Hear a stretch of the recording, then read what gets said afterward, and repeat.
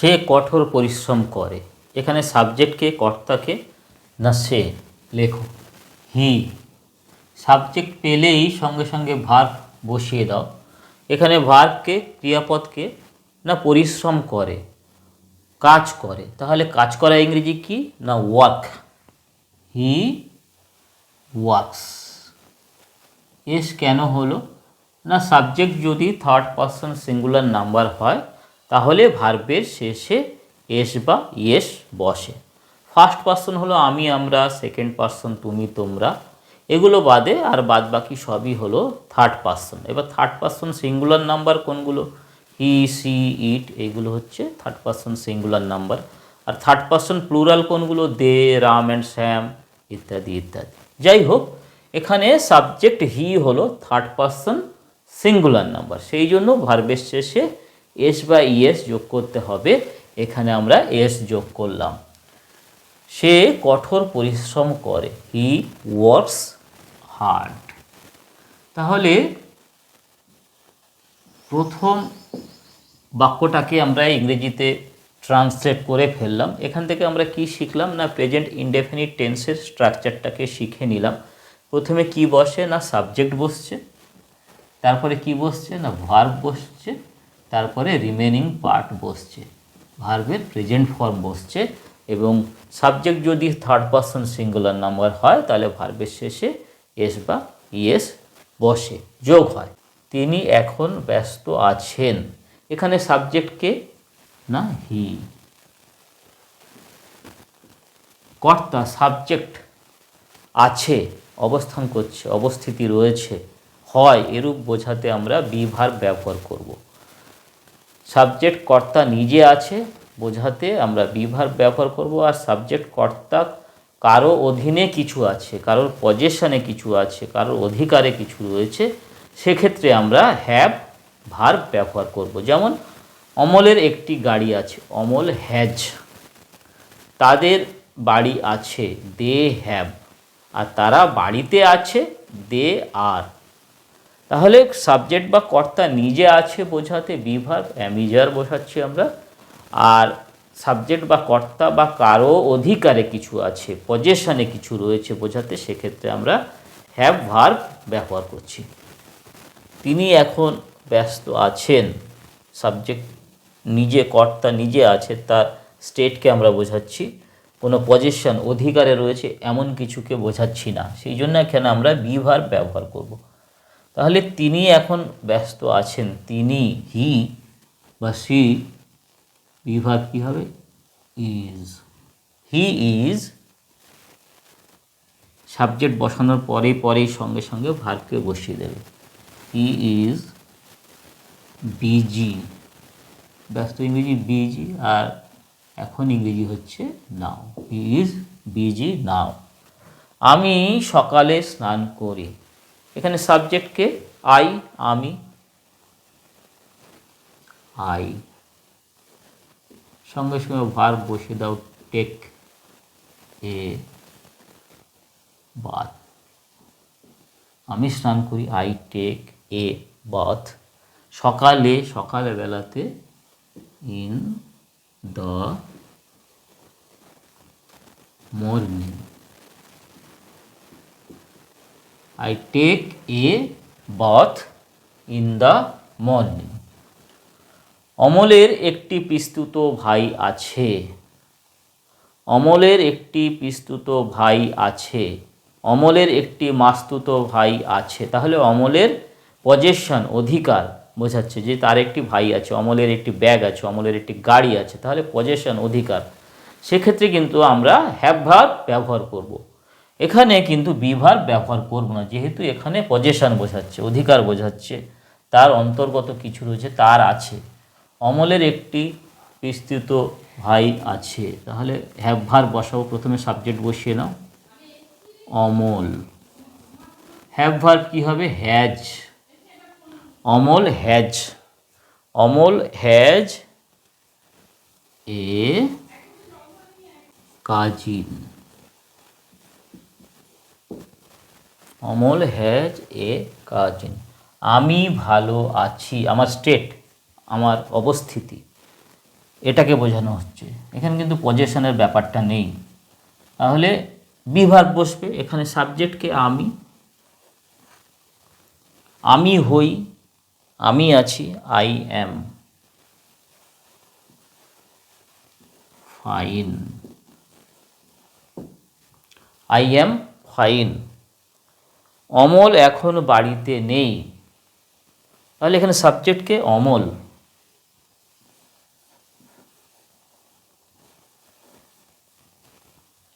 হয় না, Amal is, subject বসালে সঙ্গে সঙ্গে ভার্ব বসিয়ে দেবে।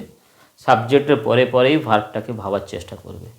অমল ইজ নট, হয় না, কোথায়? Amal is not at home, এখন ইংরেজি কি? Now. Amal is not at home now. মা বাড়িতে, mother is at home, mother is at home. আমরা প্রত্যহ সকালে মাঠে বেড়াই। এই যে বাক্যটা দেখছো, প্রথমে এখান থেকে আমাদের কি করতে হবে না, সাবজেক্টকে খুঁজে বেড়াতে হবে, সাবজেক্টকে খুঁজতে হবে। কে বা কারা বেড়ায় না আমরা, তাহলে উই হলো এখানে সাবজেক্ট। সাবজেক্ট পেলেই সঙ্গে সঙ্গে ভার্ব বসিয়ে দেবে। বেড়াই অর্থাৎ হাঁটি, উই ওয়াক, আমরা বেড়াই, আমরা হাঁটি। এরপরে পেছন দিক থেকে আস্তে আস্তে ধীরে ধীরে সামনের দিকে আসবে, তাহলেই পুরো ইংরেজি সেন্টেন্সটা কমপ্লিট হয়ে যাবে। কনফিউশন আসতে পারে যে আমরা প্রত্যহ সকালে মাঠে বেড়াই, মাঠ আগে রাখবো না সকাল আগে রাখবো না প্রত্যহ সকাল আগে রাখবো। এই কনফিউশন থেকে মুক্তি পাওয়ার জন্য এই উপায়টা তোমাদেরকে বলে দিলাম যে সাধারণত সাবজেক্ট বসিয়ে দেবে, ভার্ব বসিয়ে দেবে, তারপরে সেই বাংলা যে বাক্যটা আছে না, তার পেছন দিক থেকে সামনের দিকে পরপর আসতে থাকবে। তাহলে দেখবে তোমার ইংরেজি যে সেন্টেন্সটা তার অর্ডারটা ঠিক আছে। সাধারণত অধিকাংশ ক্ষেত্রে এই রুলটাকে ফলো করবে, দেখবে হয়ে যাবে। যাই হোক, আমরা প্রত্যহ সকালে মাঠে বেড়াই, উই ওয়াক, মাঠে, মাঠের মধ্যে, in the field,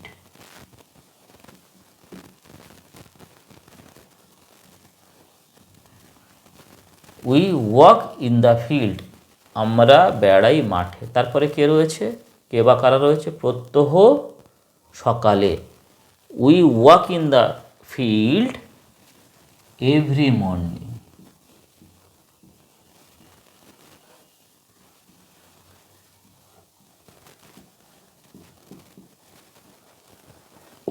we walk in the field every morning.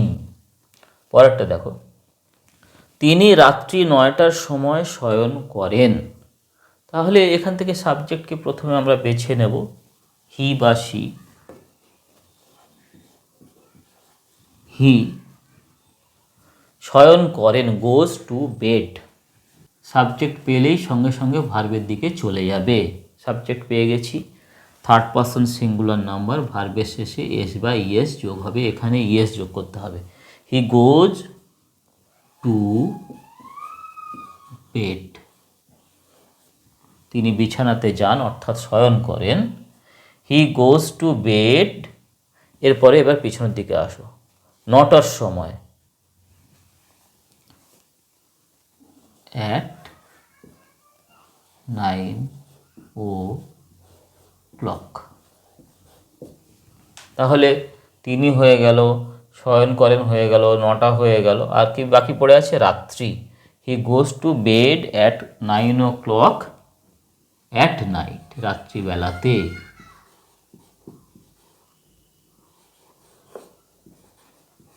At night, he goes to bed at 9 o'clock at night. রাত্রিকালে আকাশে চাঁদ ওঠে, আকাশে চাঁদ আসে। তাহলে এখানে কে আসে? চাঁদ, দ্য মুন হলো সাবজেক্ট, দ্য মুন। সাবজেক্ট পেলেই ভার্ব বসিয়ে দাও। আসা ইংরেজি কি? কাম, কামস,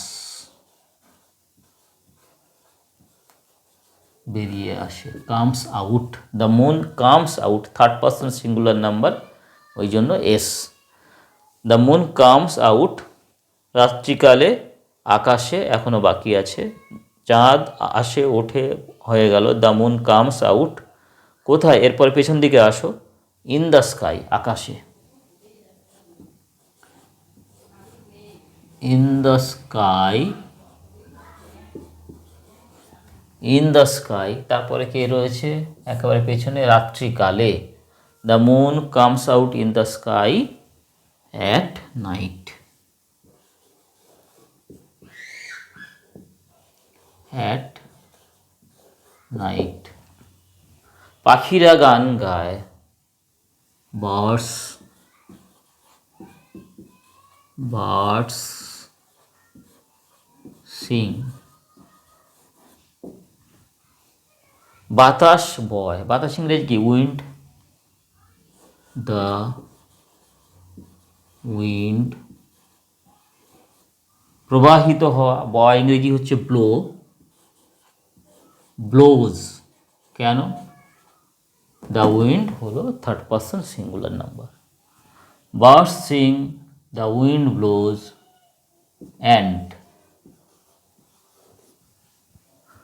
ফুল ফোটে, and the flowers, and the flowers. ফোটা ইংরেজি হচ্ছে, প্রস্ফুটিত হওয়া ইংরেজি হচ্ছে bloom, and the flowers bloom. অধিকাংশ মানুষের সময় জ্ঞান নেই, অধিকাংশ মানুষ ইংরেজি কি? এখানে সাবজেক্ট কে না? অধিকাংশ মানুষ, মানুষ, মোস্ট পিপল, মোস্ট পিপল। তাদের আছে নাই, have no, most people have no. অধিকাংশ মানুষের সময় জ্ঞান নেই, মোস্ট পিপল হ্যাভ নো সময় জ্ঞান, সেন্স অফ টাইম।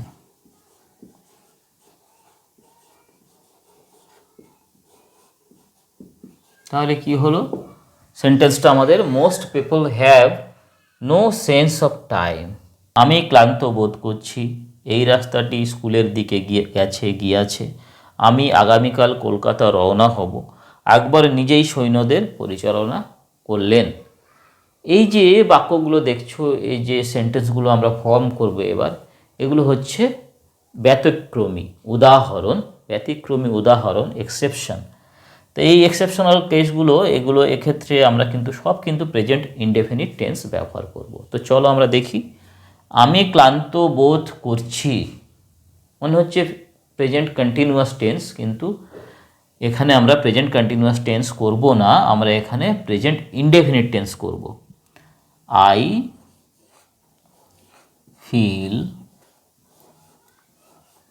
টায়ার্ড, আমি ক্লান্ত বোধ করছি। ফিল, হিয়ার, সি,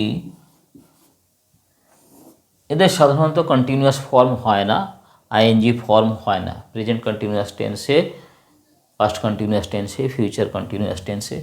এদের কন্টিনিউয়াস ফর্ম হয় না। I am feeling, I am hearing, I am seeing, এরকম সাধারণত হয় না। সেই জন্য আমি ক্লান্ত বোধ করছি, আই অ্যাম ফিলিং টায়ার্ড করলাম না, কি করলাম? I feel tired. এই রাস্তাটি স্কুলের দিকে গেছে, প্রেজেন্ট পারফেক্ট টেন্স হবে না এখানে, আমরা কি করব না? প্রেজেন্ট ইনডেফিনিট টেন্স করব। তাহলে এই রাস্তাটি, দিস রোড, এটা হলো সাবজেক্ট।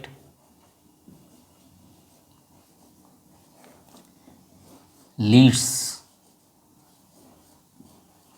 সাবজেক্ট বসালাম, সঙ্গে সঙ্গে ভার্ব বসিয়ে দিলাম। দিস রোড লিডস, এই রাস্তাটি স্কুলের দিকে গেছে। This road leads to the school বা towards the school, to the school.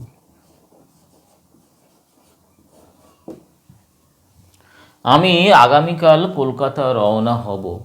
অদূর ভবিষ্যতে, নিকট ভবিষ্যতে, কোনো কাজ বা ঘটনাকে আমরা বোঝাবার জন্য, সেক্ষেত্রে আমরা ফিউচার ইনডেফিনিট টেন্স ব্যবহার করব না, সেক্ষেত্রে আমরা প্রেজেন্ট ইনডেফিনিট টেন্স ব্যবহার করব। আমি, I subject, I start for Kolkata, I start for Kolkata tomorrow.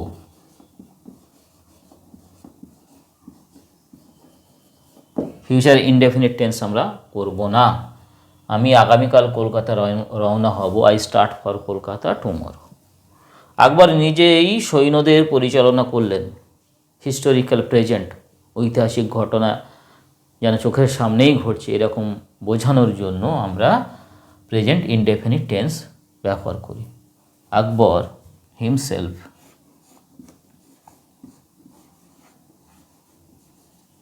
আকবর নিজেই ইংরেজি কি হিমসেলফ।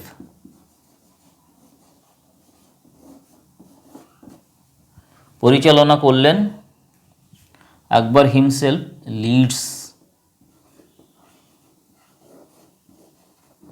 দ্য আর্মি, সৈন্যদের, the army. Akbar himself Leeds the army.